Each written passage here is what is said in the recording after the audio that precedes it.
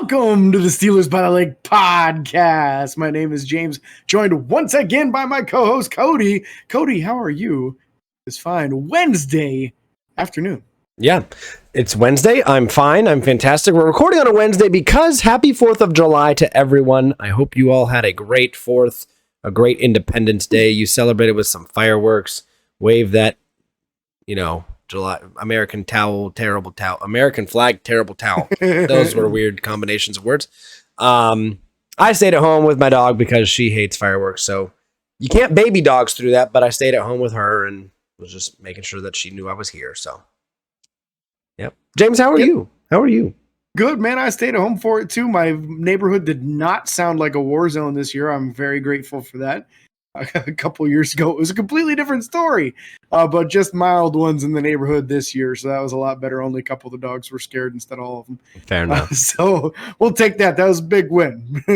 Oh, absolutely. All right, we're going to jump right into it now. Before we get to Steelers news, again, real quick, the rundown. We're going to go over the monthly recap last week for top downloaded states and countries to give you guys shout outs.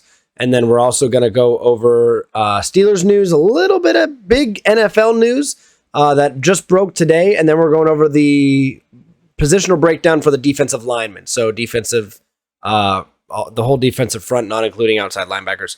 You're going to be looking at the D-line from exterior to interior. Actually, we might start interior. We'll see. But first, the big nasties, the big uglies. Yeah, exactly.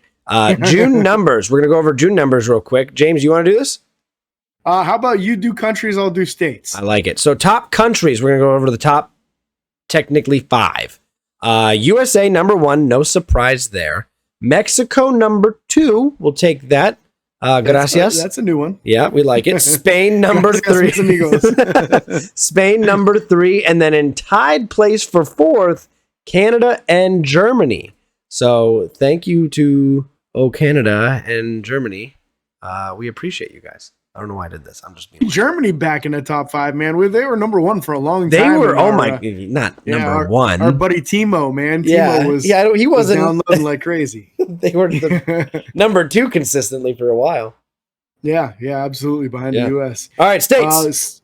States, number 1, right where it's supposed to be, Pennsylvania at the top downloaded state. Number 2, Illinois, which I don't think they're all the way up there too often. No. Number 3, New Jersey.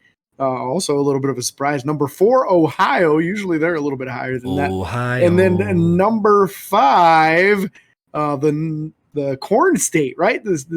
I think corn is the vegetable of the state over there in Iowa. Corn. Iowa. That's it. So big shout out to our friends Kale and Klepp on Tabletop Sports.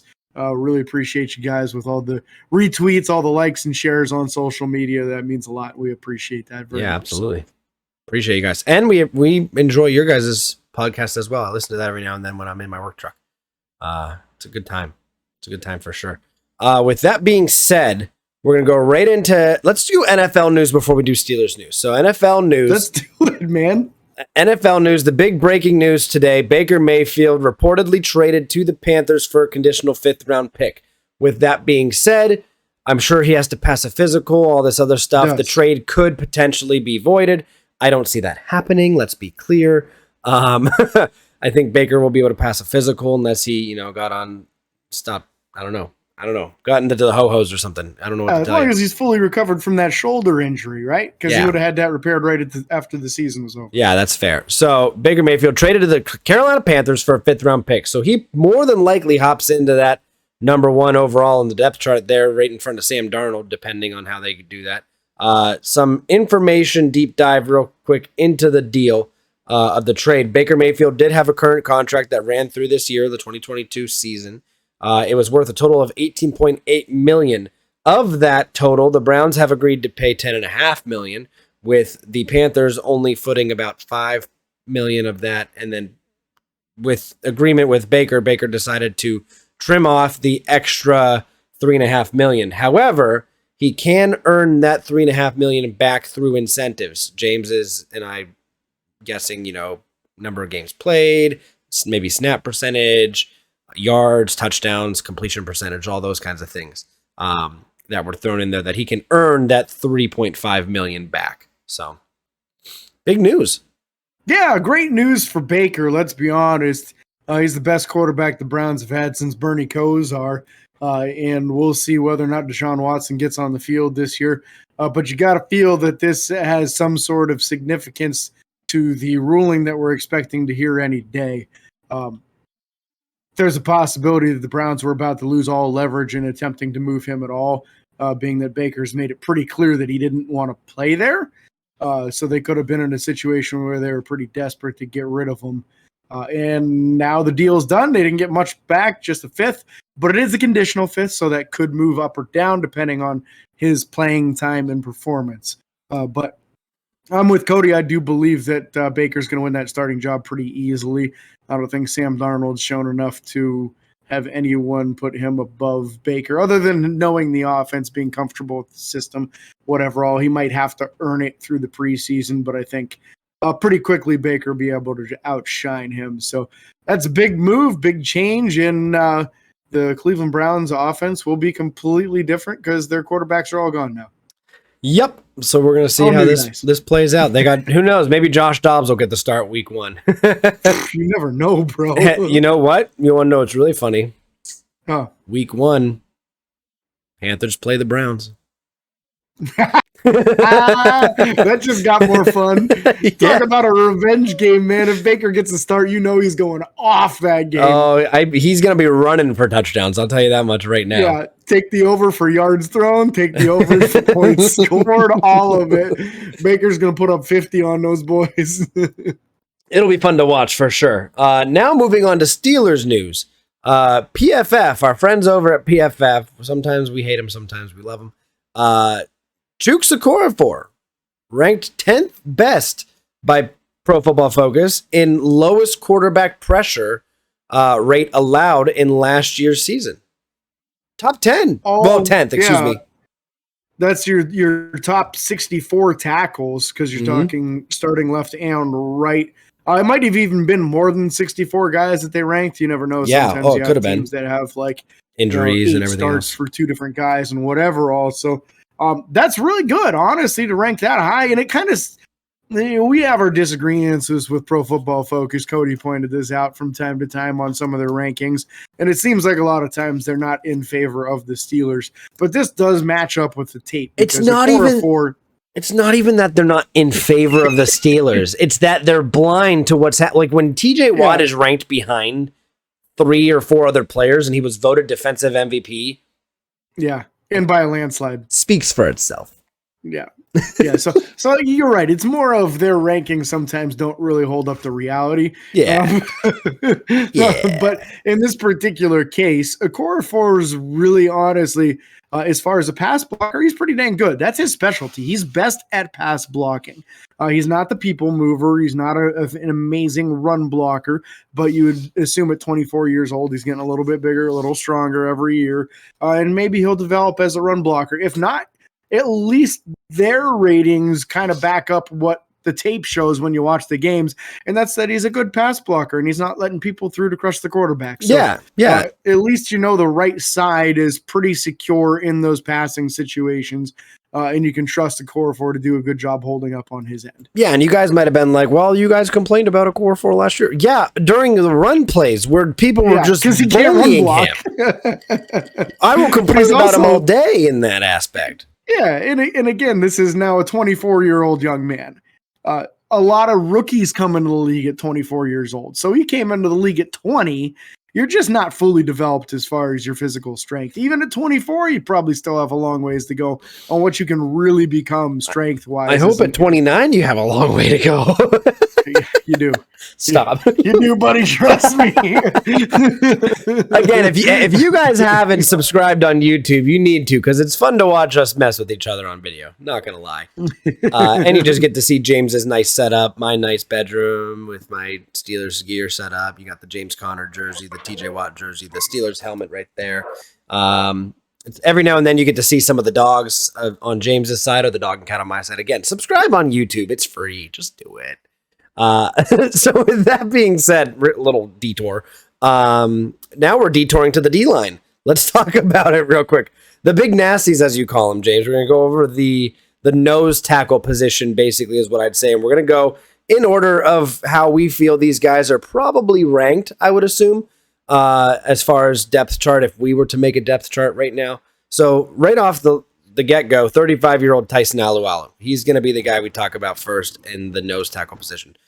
Coming off of an injury year, Tyson Alualu, actually the year before that, was one of his best years, if not his best. It might have been his best. Yeah, he really showed some improvement as far as a pass rusher a couple of years ago, getting that pressure from the interior. But what he really brought to Pittsburgh when he moved to the nose tackle position and playing a lot more D tackle, he played a lot of defensive end with the Jacksonville Jaguars through the first part of his career, which was most of his career. Honestly, he brought that steadying force of somebody that was not easily moved on the inside, which Pittsburgh missed dearly last year. We really never got that defensive tackle or nose tackle position solidified after he left due to that injury. I think it was a broken ankle last year. And he just was never able to come back from it in time to help out the defense. And it's going to be really nice having him back because immediately it's a huge upgrade up front, which is going to drastically help those middle linebackers. Those guys had guards and centers on them all year last year. They weren't really getting the opportunity to run to the ball as freely as you would like. And that's going to definitely improve with Tyson Alualu being back. And the gentleman behind him did show some flashes last year. It shows you some promise. Pittsburgh rewarded him with a 2-year deal, a little over $2 million a year on the deal. Montravius Adams. It's his 6th year in the league, so he's got a little bit of experience, but Pittsburgh scooped him off of the Saints practice squad last year, and he showed some nice promise, some good penetration ability on defensive plays, not as much of the double team hogging nose tackle. But again, he was the best of the rest, and we traded for him halfway through, or not traded, I'm sorry. We stole him off the practice squad of the Saints halfway through the year. Yeah. So be welcome to have him back. It's going to be nice to see what kind of improvement he can make with additional playing time. And again, a 6-year pro at only 26 years old. That's fantastic. He's got a lot of experience under his belt while still being a young guy. It's not like he's 6 years in the league and 29 or 30 years old, which does happen sometimes. And so that youth aspect for him might be beneficial. The next guy is an undrafted free agent, Donovan Jeter, 6'3", 325 pounds from Michigan. I don't have a lot of information on him other than the fact that he's clearly large. And so that's a massive benefit to a position where Pittsburgh typically goes with larger guys. You don't you're not going to see Pittsburgh normally roll out with a Haloti Ngata or a freaking Vince Wilfork type guy. But 6'3", 325, if you put him up next to the likes of Cam Hayward and those other guys that are really big, he wouldn't look out of place. Yeah, absolutely. And when you're looking at a defensive line unit, I feel like the defensive end types that the Steelers have, it's a lot deeper of a room as or the nose tackle types is not. And this could be the last year for Tyson Alualu. So the search kind of begins of, is there anyone you can maybe stash on the practice squad and attempt to develop behind Montravius Adams, or maybe even somebody with more potential? This is a guy that played nose tackle for the University of Michigan. So going up against larger talent. And it's just not a glorious position, right? If you're a nose, you don't get a lot of sacks. You don't get a lot of tackles for loss. It's just kind of your job to soak up a couple blockers, if possible, 2 at a time to free up those playmakers. So I had him slotted here above the Davis twins, which we're going to go over next, just because we kind of already know what the Davis twins are and what they're not, and they're not really true nose tackles. Yeah, very true. Carlos Davis and Khalil Davis both came out in the same draft class. Pittsburgh was eyeing up Khalil, and Khalil wound up getting drafted ahead of Carlos. Pittsburgh wound up getting Carlos Davis. And then whenever the time came, I believe last year, we talked about this, Khalil wound up becoming available or on a practice squad. I don't remember exactly how we acquired him, but we acquired him and had both Davis brothers. And obviously we talked about that as well with the draft, because Pittsburgh now has like 4 sets of brothers on the team, those Davis boys being some of them. So again, Carlos Davis played with Pittsburgh for the longest time so far, been mostly riding the practice squad. And then Khalil Davis as well. I don't remember where he got drafted. Was it the Bears? I think Buccaneers. Buccaneers. I think you're right. I think you're right. Yeah, I feel like he was a Buccaneer. And to me, the potential is there with these guys. They showed good athleticism as far as measurables coming out in the combine and whatnot. But at this point, they've both been in the league, I want to say, about 3 years. So you're saying, hey, if you haven't developed anything yet, we really need to see it, or we might move on. I won't be surprised if neither one of these guys makes the team or the practice squad. Dang. There's the hot take for today. Check it down. July 6th, James says no Davis brothers on the team. Both of them gone. Both down of them to three gone. brother combos. Hey, fair enough. Now moving on to the outside side of the D line, so the defensive ends. You're looking at the two guys I'm going to name first. I'm just going to name them both together, and then we can go into details. Actually, no, I'm going to go one by one again. Cam Hayward, the heart and soul of the defense. No disrespect to TJ right now, but Cam Hayward, I'll tell you what. He's got the heart, he's got the soul, he's got the mouth. He can get loud on that defensive line. Absolutely. Again, Cam Hayward been in the league. I don't even know how long at this point. I want to say 10 or 11 years. It's pretty close. It's definitely getting there. Yeah. Cam Hayward was drafted by Pittsburgh back in 2011. So yeah, this is going on his 11th year total. And Cam Hayward is up there in the all-time sack leaderboard for Pittsburgh with 68 sacks in his career. So keep an eye on him and TJ again, battling it out this year to see who can. TJ's going to win, we know. Yeah. But Cam Hayward is going to be pushing that for sure. Yeah, but realistically, if he puts together a 10-sack year, which he's done multiple times before, he could be looking at being number 2 in Steelers history after the end of the season. Yeah. So could be pretty awesome to see two guys pass up all the Steeler greats in the same year on the sack list. So keep an eye open for Cam. He's the verbal leader. He's the leader by example, and the leader with his play on the field as well. Number 2, we've got Larry Ogunjobi, the new addition via originally the Cleveland Browns, and then most recently the Cincinnati Bengals. Cody, you've got something to say. Correct. Real quick, back to Cam Hayward. Cam Hayward's on a 5-year stint right now of consecutive Pro Bowls. Just saying. That's very impressive. Just saying. Not just a little. Not just a little. One of those only came off a 4-sack season. He got Pro Bowl off of that, but we'll take it. Yeah, that was the year that Tuitt put up 11 sacks. Yep. Tuitt kept on beating him to the quarterback by a step or two. That is true. All right, so now on to Larry Ogunjobi. I'm sorry, I had to bring that up. No, yeah, you're good. So Larry, I think he's going to play a little end and a little D tackle this year for Pittsburgh, but I feel like he's more likely to start in the old Stephon Tuitt role than Chris Wormley is. Measuring in at 6'3", 305. Doesn't have the longest arms in the world, but he is an excellent penetrator when it comes to playing against the run and against the pass. So could be a real nice upgrade there as far as what we had last year and guys making an impact getting after the quarterback that were not named TJ Watt, Highsmith, and Cam Hayward. So nice to have another guy that can do this. 7 sacks from Ogunjobi last year. Does that sound familiar? That's why, because Chris Wormley also had 7 sacks last year. Yep. Who's the next guy on our list, the prototypical mold of the 6'5", 300-pound defensive end type. Chris showed some promise last year. Didn't really stand up as well against the run as what we would hope to see. So we'll like to see an improvement. Both these guys are 28 years old going into the last year of their deals. Larry, of course, is just the 1-year deal. But both these guys could be off the team next year. So them having big seasons is important for themselves going into free agency next year.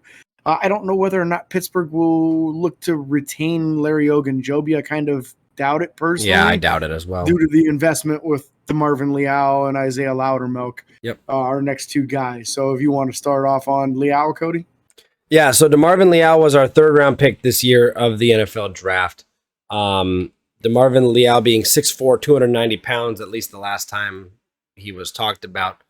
Pro Football Focus has him as 283 pounds, whatever.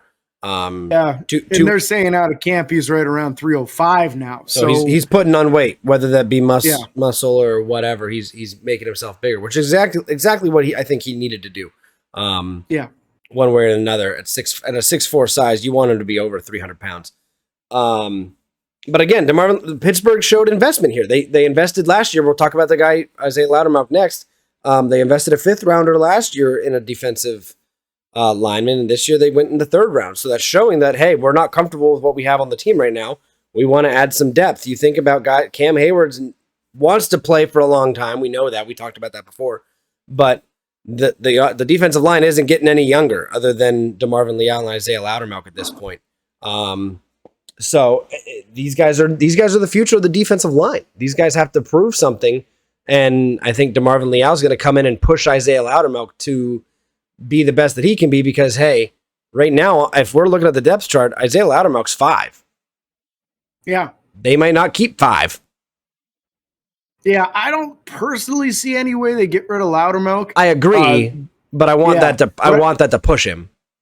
I see what you're saying. I think this is honestly, I think it's going to be awesome because it's going to force the two of these guys to really give their best. Because what it looks like at quick glance is that the two of them are going to be battling out for who's going to be the starter in the 2023 season. Yep. Who's going to start opposite Cam Hayward? Again, this is just me thinking that they probably won't bring back Ogunjobi after the 1-year deal because he's probably going to want $15 million a year or something from somebody else.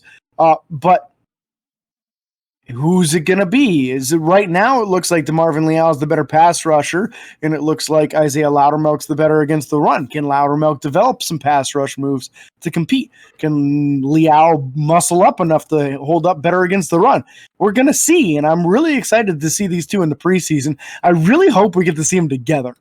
I think that would be awesome to see the two of them at the same time in nickel defenses, pushing the pile in the middle. Let's see what these guys can make happen.